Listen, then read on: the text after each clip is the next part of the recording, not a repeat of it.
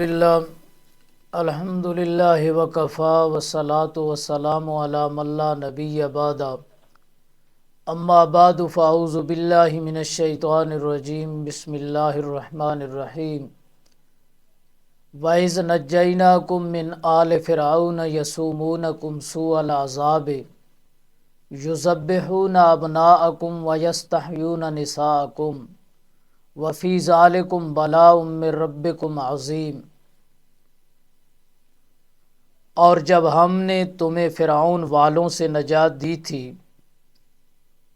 جو قومی نشو و نما کا بدترین دشمن تھا، چکھاتے تھے تمہیں بڑا عذاب، قتل کر ڈالتے تھے تمہارے لڑکوں کو کہ تمہاری نسل نیست و نابود ہو جائے، اور زندہ رہنے دیتے تھے تمہاری عورتوں کو تاکہ حکمران قوم کی باندیاں بن کر زندگی بسر کریں، اور اس نجات میں تمہارے رب کی طرف سے بڑا انعام تھا۔ سامعین محترم، اس سے پہلے ماقبل آیات کریمہ کے اندر آخرت کے عذاب کا ذکر کیا گیا تھا۔ اب اس آیت مبارکہ میں بنی اسرائیل پر ایک انعام کا ذکر اللہ تبارک و تعالی فرمائیں گے کہ تمہارے آباء و اجداد پر سالہ سال سے جابرانہ ظالمانہ انداز میں حکومت کر کے انہیں محکومانہ زندگی میں بھی اپنے ظلم اور بربریت کا نشانہ بنانے والا، بچوں کو قتل کرنے والا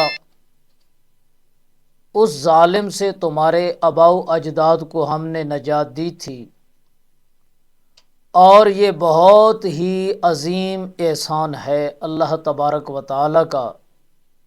لہٰذا یہ احسان یاد رکھتے ہوئے نبی آخر الزمان صلی اللہ علیہ وسلم کی دعوت پر لبیک کہیں اور مخالفت ترک کر دیں۔ تو اب ان آیات کریمہ کے اندر اللہ تبارک و تعالی نے قوم بنی اسرائیل کو ان کے آباء و اجداد پر کیے گئے انعامات میں سے ایک انعام کا تذکرہ کر کے ان کو کہا کہ اپنے آباء و اجداد پر اس انعام کو یاد کر کے کہ اللہ تبارک و تعالی نے کیسے ان کو فرعون کے عذاب سے نجات دی، جو فرعون ان کے بچوں کو قتل کیا کرتا تھا اور ان کی عورتوں کو باقی چھوڑتا تھا۔ تو اللہ تبارک و تعالی نے پوری فرعون اور فرعون کی قوم کو دریا کے اندر غرق کیا، اور تمہیں اللہ تبارک و تعالی نے نجات دی، اس عذاب سے چھٹکارا دیا۔ لہٰذا اس عظیم احسان کو یاد کرو اور تم اللہ کا شکریہ ادا کرتے ہوئے امام الانبیاء حضرت محمد الرسول اللہ صلی اللہ علیہ وسلم کی مخالفت کی بجائے ان کے لائے ہوئے پیغام کو قبول کر لو۔ اب یہاں پر ایک سوال پیدا ہوتا ہے کہ بنی اسرائیل کے بچوں کے قتل کی وجہ کیا تھی، کہ فرعون ان کے بچوں کو کیوں قتل کیا کرتا تھا؟ تو اس کا جواب یہ ہے کہ بشارت ابراہیمیہ جب فرعون تک اس کی خبر پہنچی تو اس نے اپنی حکمرانی مضبوط کرنے کی غرض سے بنی اسرائیل کے بچوں کو قتل کرنا شروع کر دیا۔ تو اب اس آیت کریمہ سے ایک بات یہ معلوم ہوتی ہے کہ مظلوم کو ظالم کے ظلم سے نجات دینے والی ذات صرف اور صرف اللہ تبارک و تعالی کی ہے، لیکن شرط یہ ہے کہ ظالم کے خلاف آواز اٹھائی جائے اور کوشش جاری رکھی جائے اور اللہ تبارک و تعالی سے دعا کی جائے۔ اس سے آگے آیت کریمہ کے اندر اللہ تبارک و تعالی نے مزید اس کی تفسیر کرتے ہوئے فرمایا وَإِذْ فَرَقْنَا بِكُمُ الْبَحْرَ فَأَنْجَيْنَاكُمْ وَأَغْرَقْنَا آلَ فِرْعَوْنَ وَأَنْتُمْ تَنْظُرُونَ۔ اور جب ہم نے تمہارے لیے پھاڑ دیا دریائے کلزم کو، پس نجات دی ہم نے تمہیں ڈوبنے سے، غرق کیا ہم نے متعلقین فرعون کو، اور تم اس واقعے کو دیکھ رہے تھے۔ تو اب ماقبل کے اندر انعام اول کا تذکرہ تھا، اب یہاں پر انعام ثانی کا تذکرہ کیا گیا۔ اللہ تبارک و تعالی نے فرمایا کہ سالہ سال تک فرعون کے مظالم برداشت کرنے کے بعد آخر کار سیدنا موسیٰ علیہ السلام نے اللہ کریم کے حکم سے بنی اسرائیل کو لے کر روانہ ہوئے۔ چونکہ یہ سفر حکومت فرعون سے خفیہ تھا، چنانچہ فرعون کو جب ان کے جانے کی اطلاع دی گئی تو وہ اپنے لشکر کی کمان خود کرتا ہوا تعاقب کے لیے نکل پڑا۔ سیدنا موسیٰ علیہ السلام اپنے اصحاب سمیت دریا کے کنارے پر پہنچے ہی تھے کہ فرعون اپنے لشکر سمیت ظاہر ہوا، اور حضرت موسیٰ علیہ السلام کے ساتھی پریشان ہونے لگے۔ موسیٰ علیہ السلام سے کہنے لگے آگے دریا ہے اور پیچھے فرعون کی فوج ہے، اب اس جگہ پر ہماری بربادی ہلاکت یقینی ہے، آپ نے ہمارے ساتھ کیا کیا؟ تو موسیٰ علیہ السلام نے فرمایا میرا رب میرے ساتھ ہے، فکر کرنے کی ضرورت نہیں ہے۔ چنانچہ آپ نے اللہ کریم کے حکم سے اپنی لاٹھی مبارک دریا میں ماری تو 12 رستے بن گئے، دریا کے اندر 12 رستے بن گئے۔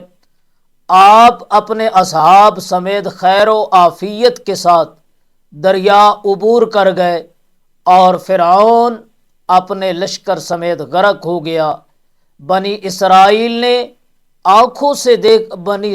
والے اپنی آنکھوں سے دیکھ رہے تھے فرعون کے غرق ہونے کو، کہ یہی ہمارے اوپر مظالم برسایا کرتا تھا اور آج ہماری آنکھوں کے سامنے غرق ہو رہا ہے۔ تو اللہ تبارک و تعالی نے ثابت یہ بات کر دی کہ ظالم ایک نہ ایک دن اپنے انجام کو پہنچ جاتا ہے، اور مظلوم کے ساتھ اللہ تبارک و تعالی ہوتا ہے۔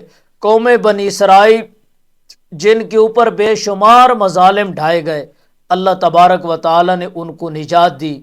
اور ہمارے لیے بھی اس میں ایک سبق ہے کہ جب بھی ہم کسی مظلوم کا ساتھ دیں گے، اور وہ مظلوم کا ساتھ ہم نے کسی دنیا کی غرض کے لیے نہیں دینا، بلکہ ہم نے اس کا ساتھ دینا ہے اللہ کی رضا کے لیے۔ جب بھی ہم کسی مظلوم کے ساتھ اللہ کی رضا کے لیے اور اللہ کی دین کی خاطر اس کے ساتھ کھڑے ہوں گے تو اللہ تبارک و تعالی ہماری بھی مدد کرے گا، اور ہماری بھی اسی کے اندر نجات ہے کہ ہم ظالم کے ظلم کو دیکھ کر خاموش نہ ہوں، بلکہ مظلوم کا ساتھ دیں اور مظلوم کے ساتھ کھڑے ہوں۔ اب یہاں پر ایک فائدہ ذکر کر دینا چاہتا ہوں کہ کفار کو 3 طریقوں سے عالم دنیا میں ذلیل و تباہ کیا گیا۔ پہلا طریقہ کہ اللہ تبارک و تعالی نے بعض اوقات میں اپنے انبیاء علیہم السلام اور ان کے صحابہ کو حکم فرمایا کہ فلاں وقت بستی سے چلے جانا۔ جب وہ چلے جاتے تو کفار کو ہلاک کر دیا جاتا۔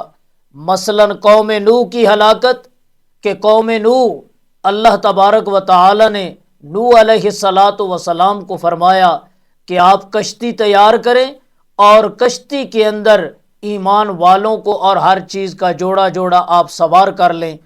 تو جب کشتی کے اوپر سوار کر لیا تو اللہ نے باقی قوم کو تباہ و برباد کر دیا۔ اسی طرح قوم لوط کو بھی اس تباہ و برباد کیا گیا۔ تو اللہ تبارک و تعالی نے لوط علیہ السلام کو فرمایا کہ آپ اس بستی سے نکل جائیں، صبح کے وقت اس بستی کے اوپر اللہ کا عذاب آئے گا۔ تو لوط علیہ السلام بستی سے جب نکلے تو اللہ تبارک و تعالی نے قوم کو تباہ و برباد کیا۔ ایک طریقہ اللہ تبارک و تعالی کا قوموں کو تباہ کرنے کا یہ ہے۔ دوسرا طریقہ، بعض اوقات اللہ کریم نے انبیاء علیہم الصلاۃ وسلام کے سامنے کفار کو ہلاک کیا، قوم نبی کے دیکھتے ہوئے کہ نبی اپنی آنکھوں سے دیکھ رہا تھا تو اللہ نے ہلاک کر دیا۔ تیسرا طریقہ جو اکمل طریقہ ہے، جناب محمد الرسول اللہ صلی اللہ علیہ وسلم کو عطا کیا گیا کہ اہل ایمان کے ہاتھوں میں قتال کے آلات دے دیے اور فرمایا کہ اپنے ہاتھوں سے اپنے دشمن کو تباہ و برباد کرو۔ اب پہلے طریقے کے اندر جب قومیں ہلاک ہو گئیں، تباہ و برباد ہو گئیں، تو انبیاء کو خبر ہوئی تو ان کے دلوں کے اندر سکون اور ٹھنڈک تو پیدا ہوئی، لیکن انہوں نے دیکھا نہیں اپنے سامنے۔ دوسرے طریقے کے اندر جب قومیں ہلاک ہوئیں تو انبیاء اور انبیاء کا ساتھ دینے والے اب دیکھ رہے تھے، اب ان کو ذرا تسکین ہوئی۔ لیکن جو آخری طریقہ امام الانبیاء کو دیا گیا، اس کے اندر نبی کریم صلی اللہ علیہ وسلم اور صحابہ اکرام کے لیے ایک بہت بڑا سکون تھا کہ اپنے ہاتھوں سے اپنے دشمن کو سزا دے رہے ہیں، اپنے ہاتھوں سے اپنے دشمن کو ہلاک کر رہے ہیں۔ تو دعا ہے کہ اللہ کریم ہمیں قرآن مجید سمجھنے کی توفیق عطا فرمائے اور اس کے بعد اس کے اوپر عمل کرنے کی توفیق عطا فرمائے۔ وما علینا الا البلاغ۔